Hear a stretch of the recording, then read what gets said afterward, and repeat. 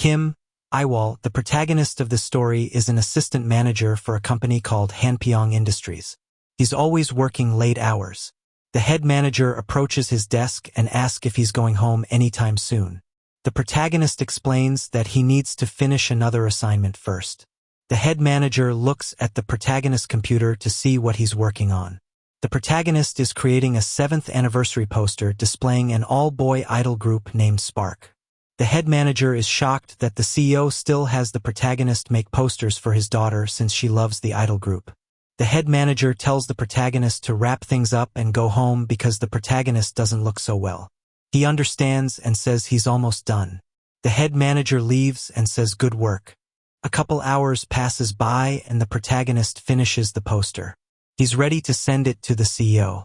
The protagonist is angry because the CEO refused his last vacation day, and now that he's done, he should be able to finally take a week off. Then suddenly the protagonist receives an alert. The K-pop boy group Sparks is breaking up and failed to overcome the fateful 7 years curse. The protagonist is hyperventilating because he spent 2 straight weeks of hell, working 7 days a week and pulling all-nighters until Monday to make posters for Sparks' 7th year anniversary. The protagonist collapses at his desk. The protagonist is sleeping and then suddenly wakes up. He shouts that he's late and hits his head on a bunk bed. Holding his head, he wonders if his house collapsed while he was sleeping. He opens one of his eyes. He sees a guy asleep and baggage near the wall. The protagonist looks around wondering where he is at. Then he thinks to himself that he's been kidnapped by some thug. A system window pops up in front of the protagonist. He looks at the system window. It tells the protagonist that his life reuse request has been approved. The protagonist rubs his eyes to see if he's seeing things. The system window then tells the protagonist he needs to debut with the batch of trainees in the house. This is really a great opportunity for him. The protagonist covers his face and wonders what they mean by debut. Then suddenly the guy in the room wakes up. He looks at the protagonist and asks why is he yelling so early in the morning. The protagonist is shocked by what he's seeing. Bold features, thick eyebrows, sharp jawline, a long elegant neck and a torso with abs so defined they looked sculpted. Center Emperor, Choi Jiho from the boy band Sparks. The protagonist points at Jiho and asks why is he there. The guy who kept him up for 3 straight years, the CEO daughter's favorite idol. Jiho questions what the protagonist is babbling about. The protagonist is wondering why the system window hasn't disappeared, but Jiho doesn't see anything and wonder why the protagonist is acting weird. Jiho drags the protagonist to the restroom and tells him if he doesn't believe he's awake, he should wash his face to wake up. The protagonist is upset for being dragged. He opens the other connecting door to the restroom and feels like regardless if it's a dream or not, he should say something. Another idol greets the protagonist. The protagonist instantly shuts the door. The protagonist is shocked that he just seen cutie pretty visual Lee Chong. The protagonist is bummed because even in his dreams he has to see the idols. Then suddenly the system window pops up again. The protagonist will debut as the 6th idol member of the boy group. The protagonist thinks about his past. This idol curse started when he was a new hire. The CEO asked him if he knew how to use Photoshop, and the protagonist was certified. Since then, he had to watch every live stream and screenshot frame by frame to create gifts and merchandise for his daughter, thus beginning his forced idol fan activities. The protagonist reflects back to his memories as a child. His older sister and him spent their childhood under the violence and neglect of their parents. The protagonist's sister is 8 years older than him. She scraped and saved every penny she could. When he turned 20 years old, she pulled him out of that terrible house and even paid for his college tuition. The protagonist's sister tells him that it isn't free money and eventually he would have to pay it back to her. The protagonist felt bad that he needed to rely off his older sister, knowingly how hard she worked for years to help him. The protagonist wanted to repay his debt to his sister quickly as possible, so he endured any power abuse at Hanpyeong Industries. The protagonist eventually was able to pay off every last cent of his sister loan. His sister was happy because for the first time, he had a bit of extra money to take her shopping. They both were happy because things started to get better. But the following winter, she passed away. The protagonist had lost his only family member. The protagonist stops daydreaming and returns back to reality. He slaps himself and realizes this is real. Another system window pops up. Upon awakening in a past timeline, life is considered reused immediately. Returning to a previous life once reuse begins is not permitted. System window then reveals the protagonist's current resume in this timeline. The protagonist is shocked by what he sees. He remembers that he received a business card before he entered college. In his previous life, he thought it was a scam. However, in this timeline, the protagonist took on that job offer. The protagonist can't believe it wasn't a scam. As of right now, the protagonist understands the predicament he's in. He has returned 9 years into the past. He's become a UA trainee. If he can't debut with Sparks, he can't save his sister. And if he refuses this timeline, he'll be sent back to Hanpyeong Industries under a lifelong contract. The protagonist believes the situation is a total mess, but if he sticks through it, he can see his sister and finally give her a better life that she deserves. The protagonist believes it will be hard, but is willing to give it a try for his sister. Later that day at the UA entertainment facility, the protagonist feels like the facility is strange yet familiar because he's seen it many times on the internet. Someone approaches the protagonist and asks if he's overwhelmed by everything since he's just joined. The person speaking is one of the Sparks members, spiritual pillar, Jung Songbin. The protagonist gives off a blank impression because he knows everything about this guy. Jung is the leader of Sparks, always calm and has clear pronunciation. Fans always marketed him as a warm type. Among all the flashy faces, his was the mildest. The protagonist snaps out of his daydreaming. Jung asks the protagonist if he has any questions and the protagonist declines and say no thank you. Jung then asks if they can drop the formal speech. The protagonist smiles and says he'll speak more comfortably going forward. Then they both prepare to stretch first. System window pops up and tells the protagonist to complete one basic move. The protagonist feels like it should be an easy challenge to complete. However, thinking like that was foolish of him. K-pop trainee choreography is super difficult. The protagonist had no ideal and feels like he's going to die from exhaustion. Other trainees can't believe how clumsy the protagonist is.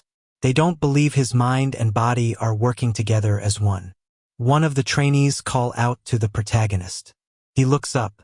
It's Kong Jian, nicknamed Super Cute. Sternly, he tells the protagonist to try once more. Jian suggests the protagonist should start with one more before the next. Jian shows the protagonist the correct way of doing things dance routine. He tells the protagonist to give it a try and copy his movements.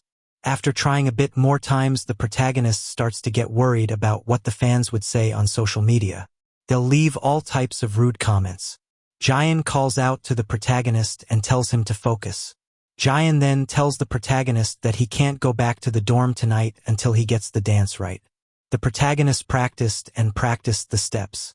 Eventually, after 4 hours of practicing, the protagonists eventually were able to complete the first steps correctly. The protagonists take a break and feel he truly underestimated what it takes to be an idol. While drinking water, the system window appears. The protagonists gained 20 total points out of 100. The protagonists are upset at the results because he suffered for hours and his body can't stop shaking. The protagonists come to another realization. Becoming an idol is brutal. Park Ju-woo, nicknamed Human Dawn Mist, asks if the protagonist understands the routine a bit better now. The protagonist truthfully tells him that he hasn't gotten the routine down. Ju-woo tells the protagonist whatever part he's having trouble on, he'll teach him through the steps. Ju-woo slowly guides the protagonist through the routine.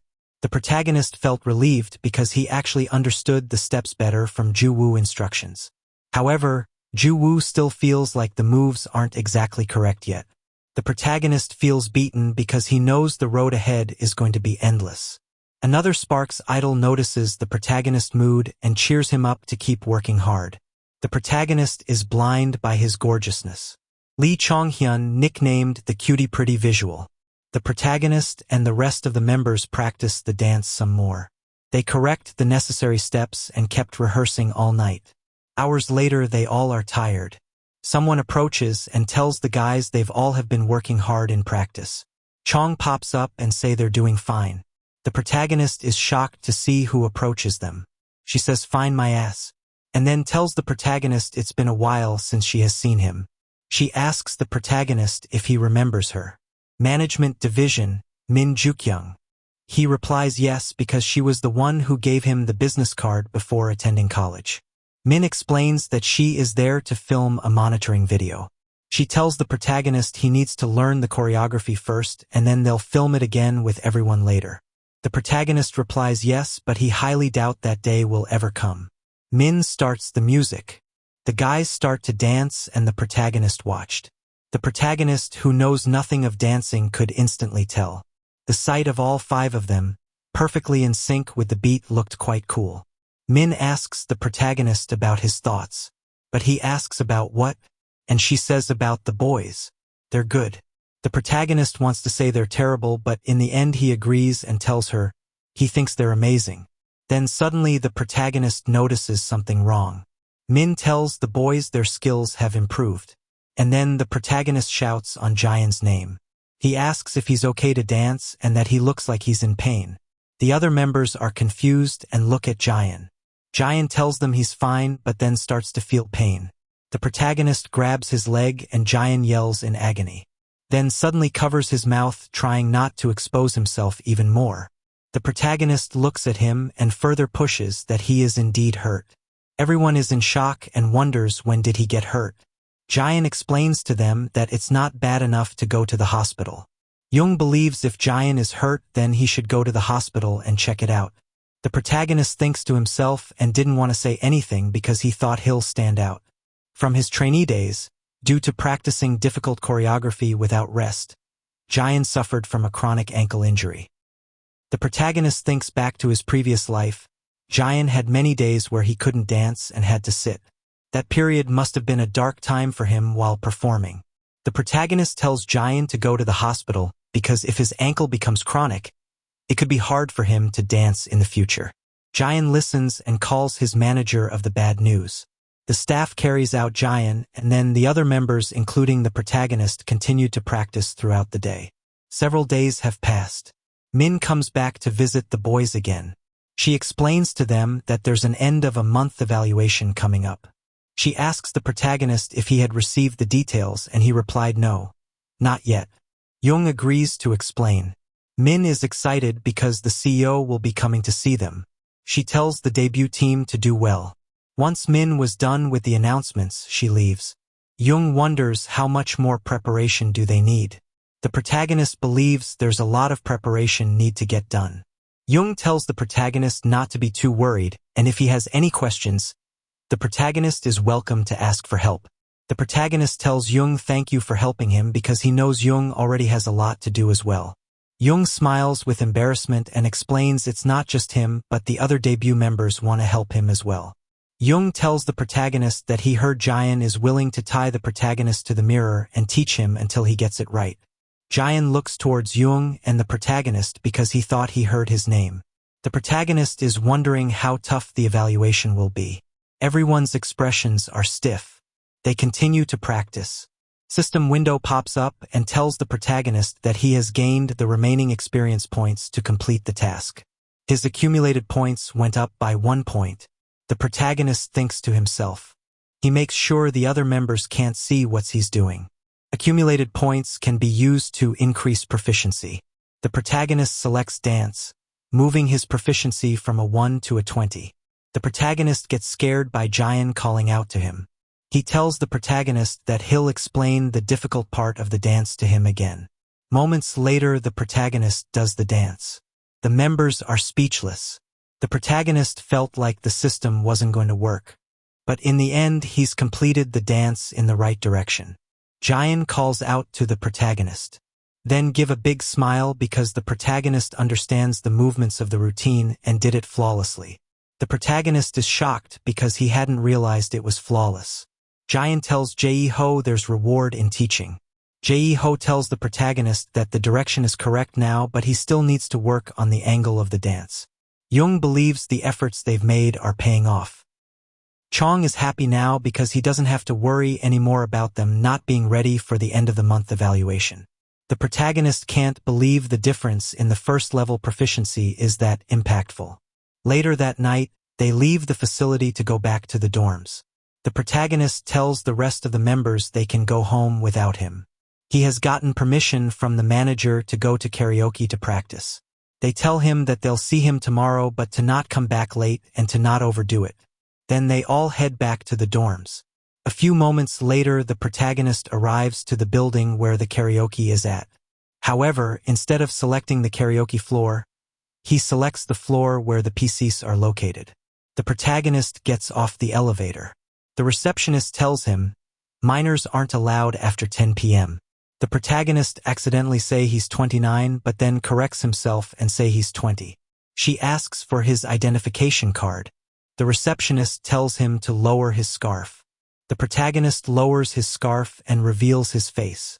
She takes a good look at him and wonders if he's an idol. The protagonist walks away towards a computer while she is mesmerized by his looks. Trainees are restricted on their phones, so it's a hassle to look up information. The protagonist is shocked. His old address from his previous life belongs to someone else, and his current address is moved to the facility dorms. The protagonist believes in this timeline he was cut off from his parents first instead of him being the one to leave on his own accord. The 15 million won his sister lent him for college is still in his account. The protagonist plans to apply for a housing subscription since his home is gone, and then he would use the rest of the money to invest in stocks. The protagonist never had interest in stocks, but because he's from the future, he'll invest into the stocks that will become famous. He plans to make a great deal of money so he can pay his sister back. The protagonist finishes the night off practicing his singing. The next morning, Jian asks the protagonist if his night practicing singing was effective. The protagonist responds that it went as well as it could. Chong tells the protagonist he has dark circles. They all begin to rehearse their parts. After finishing rehearsal, Jae-ho tells the protagonist he's gotten a lot closer to the other members. Jae then tells the protagonist he's willing to teach him as well if he needs help. The protagonist thanks Jae-ho and wants to ask him a question. The protagonist wants to know what else can he do so that he's less of a burden to the group. Jae-ho responds in a serious manner. If he tells the protagonist things he can improve on, would his skills actually improve right away? The protagonist was shocked by his response. In the protagonist's previous life, Jae-ho always did poorly in interviews. He would give simple, short responses. Fans always questioned if Jae-ho wanted to be an idol because he never talked that much in broadcasts, which led to endless controversies about his attitude. However, the protagonist understands that Jae-ho is just misunderstood and means no harm. The protagonist explains they have the monthly evaluations and practice gets interrupted every time because of him, which is why he thought that he was a nuisance to the other members. Jae-ho tells the protagonist that he's bound to make mistakes because he is a new trainee. If the other team members' form falls apart just because practice stops a few times, that's their problem. The protagonist thinks to himself and believe other members won't voice their complaints now because of Jae-ho's response.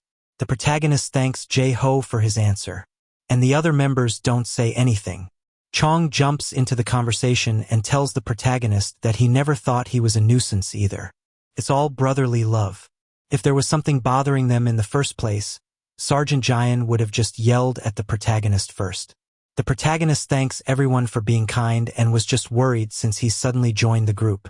Chong tells the protagonist he's not the first or second person to become a trainee, and that if they were to worry about every single one of them, then their own practice wouldn't get done. The protagonist asks Ju-woo if there's anything he wants to say. Ju-woo tells the protagonist he's doing well as a new trainee and everyone knows how hard he's been working. The protagonist should stop thinking he is a nuisance to the group. Later that day, a woman arrives to the facility. The protagonist introduces himself as the new trainee and the woman introduces herself as the vocal trainer. Her name is Oh-eun. She tells the protagonist she's heard a lot about him from the dance instructor and wants to see how his vocals are. Oh-eun tells the protagonist not to be nervous and just sing comfortably. The protagonist sings, shocking the vocal instructor. She smiles and tells the protagonist his pitch is perfect and is doing a good job. Thanks so much for watching. Don't forget to hit the like button and subscribe to the channel. The more support you show, the faster I can post the next chapters. So stay tuned. You won't want to miss what's coming next.